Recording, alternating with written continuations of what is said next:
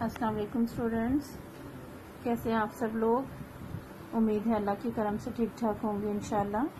آئے سبق کا آغاز کرتے ہیں۔ آپ سب کتابیں کھول لیں، پیج نمبر 39۔ بچوں، ہم سفر طائف پڑھ رہے تھے، چیپٹر آپ کے فرسٹ ٹرم کے سلیبس کا آخری چیپٹر ہے اور اب اس کی بالکل لاسٹ ہیڈنگ رہ گئی ہے۔ پریویس لیسنز میں ہم تقریباً تمام سفر طائف جو ہے طائف کا سفر حضور صلی اللہ علیہ وسلم کا آپ نے کیوں کیا اور اس میں آپ نے کس طرح سے دعوت دی، طائف میں جو سردار تھے ان لوگوں کو، اور انہوں نے آپ کے ساتھ کیا سلوک کیا، اور ان کی جو انہوں نے آپ سے سلوک کیا اور جس طرح آپ کو زخمی کیا اور اس سے آپ اتنے مایوس ہوئے، پھر آپ صلی اللہ علیہ وسلم نے جو غمگین تھے بہت زیادہ اس وقت دعا فرمائی، وہ بھی ہم پڑھ چکے ہیں، اور اس دعا کے نتیجے میں اللہ نے جس طرح پہاڑوں کے فرشتے کو بھیجا اور ان سے فرمایا کہ اگر آپ صلی اللہ علیہ وسلم حکم دیں تو ان دونوں پہاڑوں کو کے درمیان ان ظالموں کو، طائف والوں کو دفنا دیا جائے، ان کے اوپر پہاڑ گرا دیا جائے اور وہ اس کے نیچے ختم ہو جائیں، تو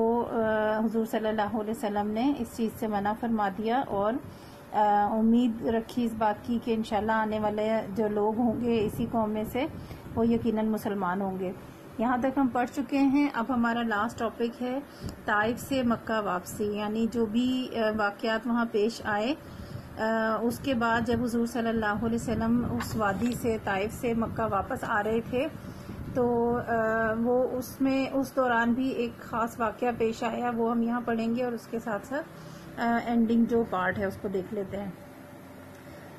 باغ میں کچھ دیر آرام کرنے کے بعد رسول خدا صلی اللہ علیہ وسلم مکہ کی طرف روانہ ہوئے۔ آپ کو معلوم ہوگا کہ جب وادی سے نکلے تھے تو آپ کے پاؤں بہت زخمی تھے حضور صلی اللہ علیہ وسلم کے، تو وہاں وادی سے نکلنے کے بعد کچھ فاصلے پر ایک باغ تھا پھلوں کا، حضور صلی اللہ علیہ وسلم وہاں پر کچھ دیر آرام کرنے بیٹھ گئے تھے، جہاں کا ایک جو دو بھائیوں کا باغ تھا اور انہوں نے اپنے غلام کے ہاتھ آپ کو انگوروں کا گچھا بھی بھیجا تھا، وہ سارا ہم پیچھے پڑ چکے تھے۔ تو جب آپ نے وہاں کچھ دیر آرام کیا، آپ تھوڑا سا سکون محسوس کرنے لگے، تو پھر اس کے بعد آپ وہاں سے روانہ ہوئے اور مکہ کی طرف چل پڑے۔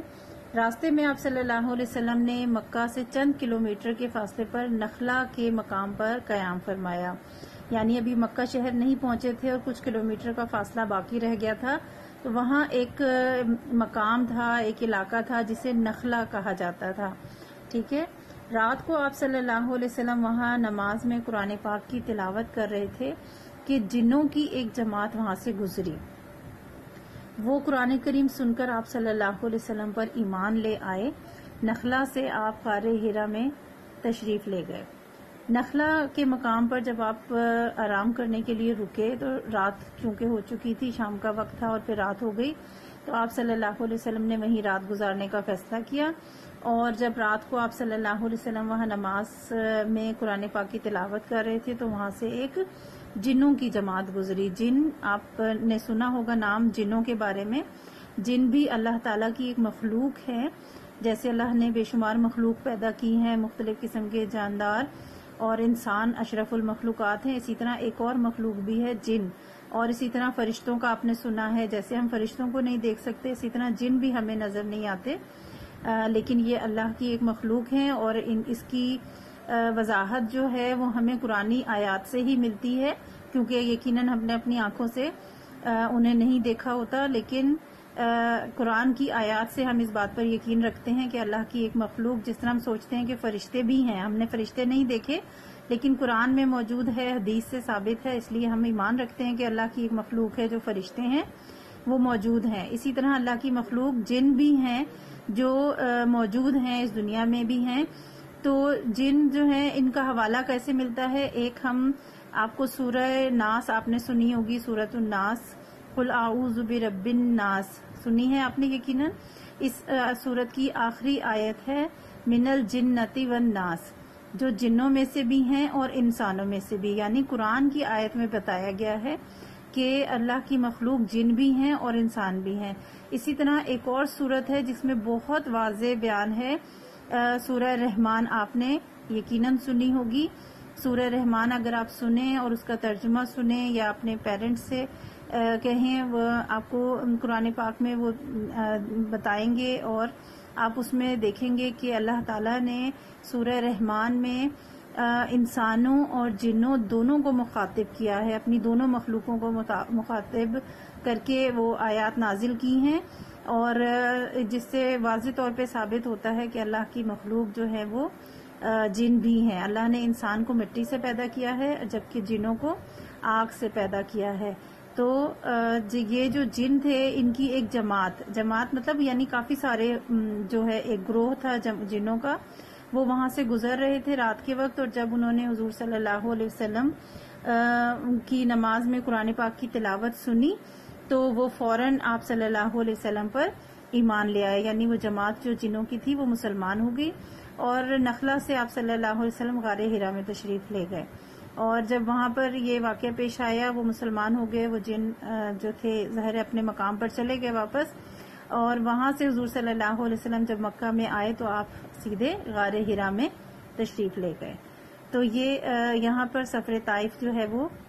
اس کا اینڈ ہو جاتا ہے، اس وادی میں کیسے گئے اور کس طرح واپسی ہوئی۔ لاسٹ ٹاپک دیکھ لیتے ہیں۔ ایک بار حضرت عائشہ رضی اللہ تعالی عنہا نے آپ صلی اللہ علیہ وسلم سے پوچھا، یا رسول اللہ صلی اللہ علیہ وسلم،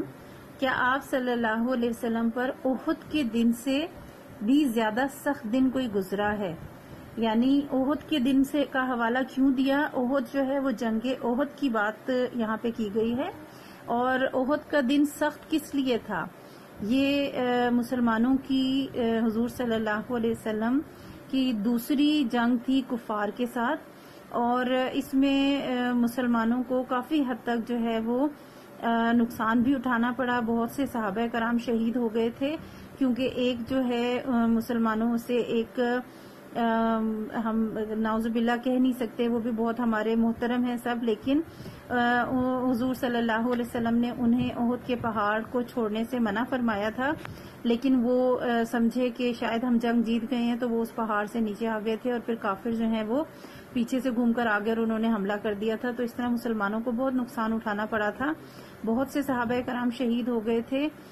جن میں حضور صلی اللہ علیہ وسلم کے پیارے چچا جو آپ کے دوست بھی تھے حضرت حمزہ رضی اللہ تعالیٰ عنہ وہ شہید ہو گئے، اور اس کے ساتھ ساتھ حضور صلی اللہ علیہ وسلم بھی بہت زخمی ہو گئے تھے۔ جب ایک کافر نے آپ صلی اللہ علیہ وسلم پر وار کیا تو جو آپ نے سیفٹی کے لیے جو زرہ کے ساتھ کیپ ہوتی ہے لوہے کی بنی ہوئی، اور لوہے کی اس میں چین ہوتی ہیں، کڑیاں ہوتی ہیں، جب اس نے وار کیا تو وہ کڑیاں آپ کے گال مبارک میں دھس گئی تھیں، جس سے آپ صلی اللہ علیہ وسلم کے دانت بھی 2 شہید ہو گئے تھے، تو آپ کو بہت شدید تکلیف ہوئی، اور بہت اتنا خون نکلا کہ آپ صلی اللہ علیہ وسلم بے ہوش ہو گئے تھے اس کی تکلیف سے۔ تو حضرت عائشہ رضی اللہ تعالی عنہا نے اس تکلیف کا حوالہ دیتے ہوئے آپ سے پوچھا کہ کیا احد کے دن جو آپ پہ سختی گزری تھی اور جو آپ کو تکلیف ہوئی تھی اس سے بھی زیادہ تکلیف دہ دن، اس سے بھی زیادہ سخت دن کوئی تھا؟ تو آپ صلی اللہ علیہ وسلم نے فرمایا، تمہاری قوم قریش کی طرف سے مجھے بہت تکلیفیں پہنچی، لیکن سب سے سخت دن وہ تھا جب میں نے طائف میں عبد یا لیل کو اسلام کی دعوت دی تھی اور اس نے